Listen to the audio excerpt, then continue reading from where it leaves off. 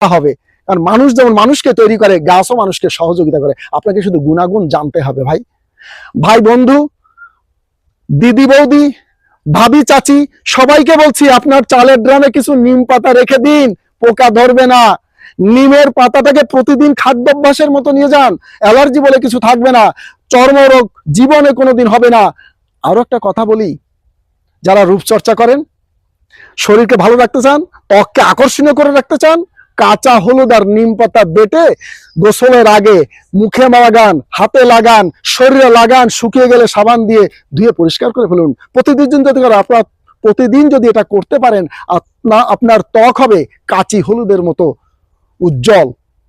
তো এত তথ্য জানালাম, কোনো পয়সা দিতে হবে না বন্ধুরা, শুধু লাইক শেয়ার দিয়ে আমাকে সহযোগিতা করে দিন।